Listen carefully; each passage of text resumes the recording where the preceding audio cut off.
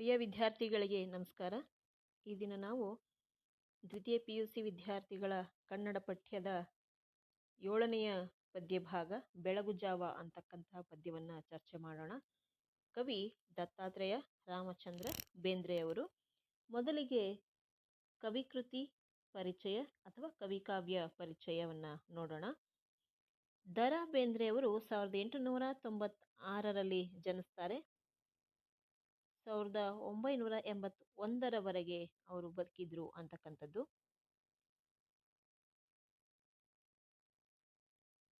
ಕನ್ನಡ ನಾಡು ಕಂಡಂತಹ ಶ್ರೇಷ್ಠ ಕವಿಗಳಲ್ಲಿ ಇವರು ಕೂಡ ಒಬ್ಬರಾಗಿದ್ರು.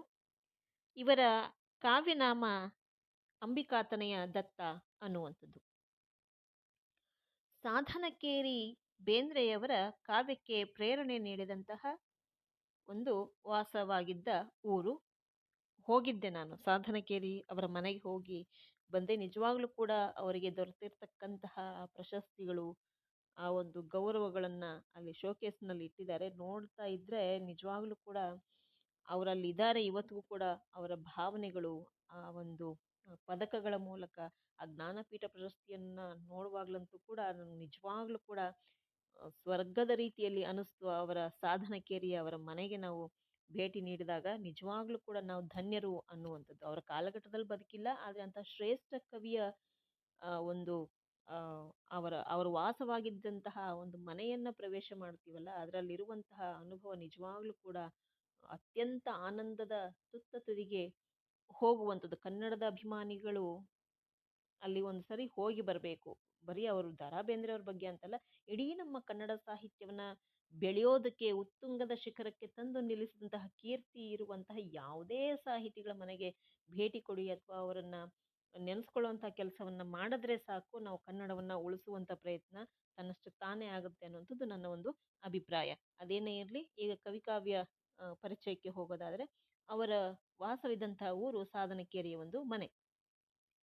ಅವ್ರು ಕಲ್ತಿದ್ದು ಮರಾಠಿ ಪರಿಸರದಲ್ಲಿ ಆದರೂ ಕೂಡ ಕನ್ನಡದಲ್ಲಿ ಅವರ ಒಂದು ರಚನೆಗಳು ಹುಟ್ಕೊಂಡಿದ್ದು ನಮ್ಮೆಲ್ಲರ ಪುಣ್ಯ ಅಂತಲೇ ನಾವು ಹೇಳಬಹುದು.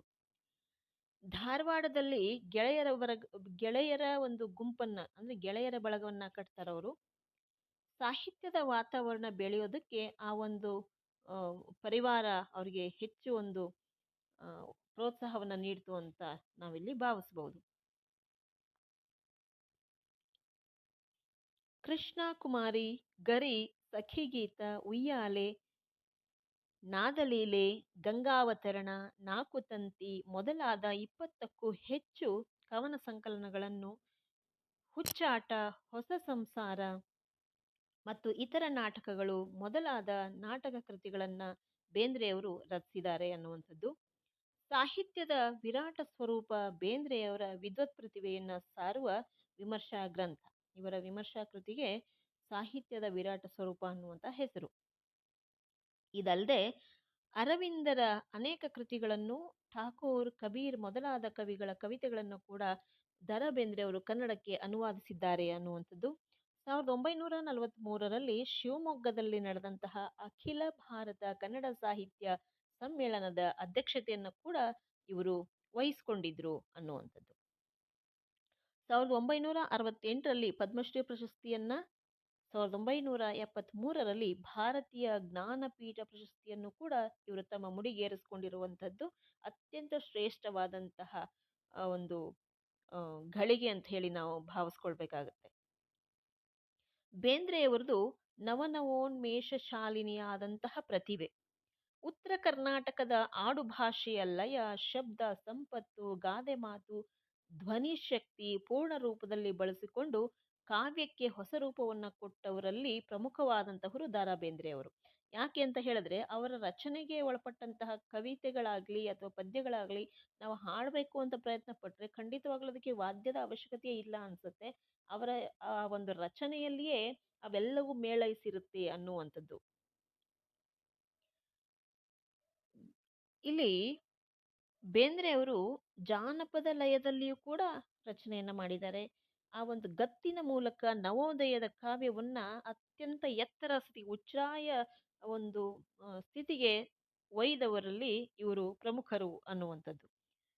ವ್ಯಕ್ತಿಯ ಬದುಕಿನ ಸಂಸಾರದ ನಿಸರ್ಗದ ಮನುಷ್ಯನೊಬ್ಬನ ಬದುಕಿನಲ್ಲಿ ದೊರೆಯಬಹುದಾಗಿರ್ತಕ್ಕಂತಹ ಭಾವ ಸಂಕೀರ್ಣಗಳನ್ನೆಲ್ಲ ಅನನ್ಯವಾದ ರೀತಿಯಲ್ಲಿ ಬೇಂದ್ರೆಯವರು ತಮ್ಮ ರಚನೆಯಲ್ಲಿ ಕಟ್ಟಿಕೊಡುವ ಪ್ರಯತ್ನವನ್ನ ಮಾಡಿದ್ದಾರೆ ಅಂತಕ್ಕಂಥದ್ದು ಇವರನ್ನ ಹೆಚ್ಚಾಗಿ ಬಡತನದ ಕವಿ ಅಂತ ಹೇಳಿ ನಮ್ಮ ಸಾಹಿತ್ಯ ಲೋಕದಲ್ಲಿ ಕರೀತಾರೆ. ಯಾಕೆ ಅಂತ ಹೇಳಿದ್ರೆ ಅವರು ಬಡತನದಲ್ಲಿಯೂ ಕೂಡ ಹೇಗೆ ಸುಖವನ್ನ ಅನುಭವಿಸಬಹುದು, ಹೇಗೆ ಆನಂದದ ಪ್ರಪಂಚದಲ್ಲಿ ತೇಲಾಡಬಹುದು ಅನ್ನುವಂಥದ್ದನ್ನ ತಮ್ಮ ರಚನೆಗಳಲ್ಲಿ ಮತ್ತೆ ಸ್ವತಃ ಅವರೂ ಕೂಡ ಬದುಕಿನಲ್ಲಿ ಅಳವಡಿಸಿಕೊಂಡು ಬದುಕಿದಂತಹ ರೀತಿಯ ನಮಗೆ ಮಾರ್ಗದರ್ಶನವನ್ನ ನೀಡುತ್ತೆ ಅಂದ್ರೆ ತಪ್ಪಾಗ್ಲಾರ್ದು ಅಂತಕ್ಕಂಥದ್ದು. ಈ ಒಂದು ಬೆಳಗುಜಾವ ಅನ್ನುವಂತಹ ಪದ್ಯ ಅತ್ಯಂತ ವಿಶಿಷ್ಟ ರಚನೆಗಳಲ್ಲಿ ಒಂದಾಗಿರ್ತಕ್ಕಂಥದ್ದು. ನಿಸರ್ಗದ ಸೊಬಗಿನಲ್ಲಿ ಆನಂದವನ್ನ ಪಡೆಯುತ್ತಲೇ ಅದರ ಭವ್ಯತೆಯನ್ನ, ದಿವ್ಯತೆಗಳನ್ನ, ಅದರ ಅರಿವನ್ನ ತಂದುಕೊಡುವುದು ಬೇಂದ್ರೆಯವರ ನಿಸರ್ಗ ಗೀತೆಗಳ ಒಂದು ಮುಖ್ಯ ಗುಣ. ಇಲ್ಲಿ ಬೆಳಕು ಹೌದು, ಬೆಳಗು ಕೂಡ ಹೌದು. ಬೆಳಕು ಅವರ ಕಾವ್ಯದಲ್ಲಿ ಒಂದು ಸ್ಥಾಯಿ ಕಲ್ಪನೆಯಾಗಿದೆ ಅಷ್ಟೇ. ಈ ಕವಿತೆಯಲ್ಲಿ ಬೆಳಗಿನ ಸೌಂದರ್ಯವನ್ನ ವರ್ಣಿಸುತ್ತಲೇ ಯೌವನವು ಮಾನವ ಜೀವನದ ಬೆಳಗುಜಾವ. ನೋಡಿ, ಬೆಳಗು ಅಂದ್ರೆ ಆರಂಭ, ಹೌದಲ್ವಾ? ಉದಯದ ಒಂದು ಸ್ಥಿತಿ. ಅದು ಮನುಷ್ಯನ ಜೀವನದಲ್ಲಿ ಯಾವಾಗ ಉದಯ ಅಂತ ಹೇಳಿದ್ರೆ ಕವಿಯ ಪ್ರಕಾರ ಆ ಯೌವನದ ಸ್ಥಿತಿ ಇದೆಯಲ್ಲ, ಮನುಷ್ಯನ ಯುವಕ ಸ್ಥಿತಿ ಇದೆಯಲ್ಲ, ಅದನ್ನ ಆ ಒಂದು ತರುಣಾವಸ್ಥೆಯನ್ನ ಇಲ್ಲಿ ಬೆಳಗು ಜಾವ ಅಂತ ಹೇಳಿ ಅವರು ಬಣ್ಣಿಸುವಂತಹ ಪ್ರಯತ್ನವನ್ನ ಮಾಡಿದ್ದಾರೆ. ಯೌವನವು ಮಾನವನ ಜೀವನದ ಬೆಳಗು ಜಾವ. ನಿರಂತರವಾದ ಕ್ರಿಯೆಗಳ ಮೂಲಕ ಯೌವನವನ್ನ ದುಡಿಸಿ ದಣಿಸಿ ಸಫಲತೆಯನ್ನ ಪಡೆಯಬೇಕು ಎಂಬುದೇ ಕವಿಯ ಆಶಯ. ನೋಡಿ ಅಲ್ಲಿ ಎಷ್ಟು ಚೆನ್ನಾಗಿ ಹೇಳ್ತಾ ಇದ್ದಾರೆ. ಬೆಳಗು ಜಾವದ ಸೌಂದರ್ಯವನ್ನ ವರ್ಣಿಸುವುದರ ಒಟ್ಟಿಗೆ ಮಾನವನ ಯೌವನಾವಸ್ಥೆಯ ಸೌಂದರ್ಯವನ್ನ ಹೇಗೆ ನಾವು ಆನಂದಿಸಬೇಕು ಅನ್ನೋದಕ್ಕೂ ಕೂಡ ಅಲ್ಲಿ ಹೇಳ್ತಾ ಇದ್ದಾರೆ. ಆ ಸೌಂದರ್ಯವನ್ನ ದುಡಿತಾ ದಣಿತಾ ಅನುಭವಿಸ್ಬೇಕು, ಅಂದ್ರೆ ವೇಸ್ಟ್ ಆಗೋದಕ್ಕೆ ಬಿಡಬಾರ್ದು. ಅದು ಈಗ ಸೂರ್ಯ ನೋಡಿ, ಉದಯ ತುಂಬಾ ಹೊತ್ತು ನಿಲ್ಲೋದಿಲ್ಲ. ಅದು ಎಷ್ಟು ಬೇಗ ಉದಯಿಸುತ್ತೆ ಅಂದ್ರೆ ಸೂರ್ಯ ಹುಟ್ಟುತ್ತಾ ಇದ್ದಾನೆ ಅನ್ನುವಾಗ ಮಾತ್ರ ಅದರ ಪರಿಶುದ್ಧವಾದಂತಹ ಸೌಂದರ್ಯ ನಮ್ಮ ಕಣ್ಣಿಗೆ ಮನಸ್ಸಿಗೆ ಮುದವನ್ನ ನೀಡ್ತಾ ಇರುತ್ತೆ. ಆ ಹಕ್ಕಿಗಳ ಚಿಲಿಪಿಲಿ ಆಗಿರ್ಬಹುದು, ಆ ಒಂದು ಆಕಾಶದ ಒಂದು ಬಣ್ಣಗಳಲ್ಲಿ ಆಗುವಂತಹ ಬದಲಾವಣೆಯ ಸೌಂದರ್ಯ ಆಗಿರ್ಬೋದು, ತುಂಬಾ ಹೊತ್ತು ಟೈಮ್ ತಗೊಳ್ಳೋದಿಲ್ಲ. ಅದು ಬೇಗ ಬೇಗ ಬೇಗ ಬೇಗ ಬದಲಾವಣೆ ಆಗ್ತಾ ಹೋಗುತ್ತೆ ಪ್ರಕೃತಿಯಲ್ಲಿ. ಹಾಗೇನೆ ಮನುಷ್ಯನ ಯೌವನಾವಸ್ಥೆಯೂ ಕೂಡ ಹಾಗೇನೆ. ಅದು ಸೌಂದರ್ಯವಾಗಿದೆ ಅಂದ್ಬಿಟ್ಟು ಸುಮ್ಮನೆ ನೋಡ್ತಾ ನಿಂತ್ಕೊಳ್ಳೋದಲ್ಲ, ಅಥವಾ ನಮ್ಮ ಯೌವನ ಅದ್ಭುತವಾಗಿದೆ ಅಂತ ಏನು ಉಪಯೋಗಕ್ಕೆ ಬಾರದ ರೀತಿಯಲ್ಲಿ ಸುಮ್ಮನೆ ಕಾಲ ಕಳೆಯೋದಲ್ಲ, ಅದನ್ನ ಉತ್ತಮ ರೀತಿಯಲ್ಲಿ ಅದನ್ನ ದಂಡಿಸಿ ದಣಿಸಿ ದುಡಿದು ಸದ್ವಿನಿಯೋಗ ಮಾಡ್ಕೊಳ್ಬೇಕು ಅನ್ನುವುದಷ್ಟೇ ಇದರ ಒಂದು ತಾತ್ಪರ್ಯ. ಇಂಗ್ಲಿಷ್ನ ಸಾನೆಟ್ ಪ್ರಕಾರಕ್ಕೆ ಸಮವಾದಿಯಾಗಿ ಬಂದ ಸುನೀತ ಪ್ರಕಾರದಲ್ಲಿರುವ ಈ ಕವಿತೆ ಶೇಕ್ಸ್ಪಿಯರನ್ನ ಮಾದರಿಯಲ್ಲಿ ಇದೆ. ಈ ಮಾದರಿಯ ಸುನೀತಗಳಲ್ಲಿ 12 ಚರಣಗಳು 3 ಚೌಪದಿಗಳಿಂದ ಕೂಡಿದ್ದು, ಕೊನೆಯ 2 ಚರಣಗಳು ದ್ವಿಪದಿಯ ರೂಪದಲ್ಲಿದ್ದು ವಸ್ತುವಿನ ಒಟ್ಟು ತಿರುಳನ್ನ ಕಟ್ಟಿಕೊಡುತ್ತೆ. ತಿರುಳು ಮೀನ್ಸ್ ಸಾರ, ಅಂಶ ಅಂತ, ತತ್ವ ಅಂತ. ಹಾಗೆಯೇ ಚೌಪದಿಯ ಮೊದಲ 2 ಪಂಕ್ತಿಗಳು ಒಂದು ಪ್ರಾಸದಿಂದ ಕೂಡಿದ್ದರೆ ಕೊನೆಯ 2 ಪಂಕ್ತಿಗಳು ಇನ್ನೊಂದು ಪ್ರಾಸವನ್ನ ಹೊಂದಿರ್ತವೆ. ಕಡೆಯ ದ್ವಿಪದಿ ಒಂದೇ ಪ್ರಾಸದಲ್ಲಿ ಮುಕ್ತಾಯವಾಗುತ್ತದೆ. ಈ ಪ್ರಾಸ ವಿನ್ಯಾಸದಲ್ಲಿ ರಚನೆಯಾದ ವಿಶಿಷ್ಟ ಕವನ ಈ ಒಂದು ಬೆಳಗುಜಾವ ಅಂತಕ್ಕಂಥದ್ದು. ಇದಿಷ್ಟು ಈ ಒಂದು ಕವಿತೆಗೆ ಸಂಬಂಧಪಟ್ಟಂತಹ ವಿಚಾರಗಳು. ಮತ್ತೆ ಶ್ರೇಷ್ಠ ಕವಿಗಳಲ್ಲಿ ಒಬ್ಬರಾದಂತಹ ದ.ರಾ ಬೇಂದ್ರೆಯವರ ವೈಯಕ್ತಿಕ ಮತ್ತು ಸಾಹಿತ್ಯಿಕ ವಿಚಾರಗಳು. ಆಶಯ ಭಾವಕ್ಕೆ ಹೋಗೋದಾದರೆ, ಬದುಕಿಗೆ ಅದಮ್ಯ ಚೈತನ್ಯವನ್ನ ನೀಡುವಂತಹ ವಿಶಿಷ್ಟ ಕಾಲ ಯಾವುದು ಅಂತ ಹೇಳಿದ್ರೆ ಬೆಳಗಿನ ಜಾವ. ಅದಕ್ಕೆ ನೋಡಿ, ಯಾವಾಗಲೂ ಕೂಡ ಹಾರ್ಡ್ ವರ್ಕ್ ಮಾಡಬೇಕು, ಉತ್ತಮವಾದ ಚಟುವಟಿಕೆಗಳನ್ನ ಜೀವನದಲ್ಲಿ ಅಳವಡಿಸ್ಕೋಬೇಕು ಅಂದ್ರೆ ಬೆಳಗಿನ ಜಾವದಲ್ಲಿ ಬೇಗ ಏಳ್ಬೇಕು. ಅಮೃತ ಗಳಿಗೆ ಅಂತಾರಲ್ಲ, ಆ ಟೈಮಲ್ಲಿ ಏಳ್ಬೇಕು ಅನ್ನುವಂಥದ್ದು. ಆ ಟೈಮಲ್ಲಿ ಅಥವಾ ಆ ಸಮಯದಲ್ಲಿ ನಾವು ಹೇಳೋದಾದ್ರೆ ಅದನ್ನ ನಮ್ಮ ಇಡೀ ದೇಹ ಮತ್ತೆ ಮನಸ್ಸಿಗೆ ಉಲ್ಲಾಸವನ್ನ ಕೊಡುವ ರೀತಿಯಲ್ಲಿ ಅದು ನಮಗೆ ಸಹಾಯವನ್ನ ಮಾಡುತ್ತೆ. ಒಂದು ಹೊಸ ಉತ್ಸಾಹವನ್ನ, ಇಡೀ ದಿನ ಅತ್ಯಂತ ಚಟುವಟಿಕೆಯಿಂದ ಚುರುಕಾಗಿ ಇರೋದಕ್ಕೆ ಅದು ಪ್ರೇರೇಪಣೆಯನ್ನ ಕೊಡುತ್ತೆ ನಮಗೆ ಅನ್ನುವಂಥದ್ದು ಅದರ ಅರ್ಥ. ಇದು ಪ್ರಕೃತಿ ನಮಗೆ ನೀಡಿರುವಂತಹ ಒಂದು ವರ ಅಂತಲೇ ಹೇಳಬಹುದು. ಈ ಭಾವಕ್ಷಣಗಳ ಜೊತೆಗಿನ ಅನುಬಂಧದಲ್ಲಿಯೇ ವ್ಯಕ್ತಿಯ ಜಗತ್ತಿನ ವಿಕಾಸವೂ ಕೂಡ ಇರುತ್ತೆ ಅನ್ನೋದು. ಏನಾದ್ರೂ ಸಾಧಿಸ್ಬೇಕು ಅಂದ್ರೆ ಬೆಳಗ್ಗೆ ಜಾವ ಬೇಗ ಏಳ್ಬೇಕು ಅಂತ ಹೇಳ್ತಾರೆ. ಯಾಕೆಂತ ಹೇಳಿದ್ರೆ ಆವಾಗ ನಿಜವಾಗ್ಲೂ ಕೂಡ ಇಡೀ ಪ್ರಕೃತಿ ಪ್ರಶಾಂತವಾಗಿರುತ್ತೆ. ವಿದ್ಯಾರ್ಥಿಗಳಿಗಂತೂ ಕೂಡ ಅದು ಅತ್ಯಂತ ಅದ್ಭುತವಾದಂತಹ ಕಾಲಘಟ್ಟ. ಆ ಸಮಯದಲ್ಲಿ ಏನಾದ್ರು ಎದ್ದು ಅಧ್ಯಯನವನ್ನ ಮಾಡ್ತಾ ಹೋಯ್ತು ಅಂತ ಹೇಳಿದ್ರೆ ಓದಿದ್ದೆಲ್ಲವೂ ಕೂಡ ಜ್ಞಾನಾರ್ಜನೆಯೇ ನಮಗೆ. ಹಾಗಾಗಿ ಏನಾದ್ರೂ ನಾವು ಗುರಿಯನ್ನ ಸಾಧಿಸ್ಬೇಕು ಅನ್ನುವಂತಹ ಒಂದು ಗುರಿಯನ್ನ ಇಟ್ಕೊಂಡಿರುವಂತಹ ವ್ಯಕ್ತಿಗಳಾಗಿದ್ರೆ ಬೆಳಗಿನ ಜಾವ ಬೇಗ ಏಳ್ಬೇಕು ಅಂತ. ಸೊ ಇಲ್ಲಿ ಅದನ್ನ ಕಂಪೇರ್ ಮಾಡಿದ್ದಾರೆ.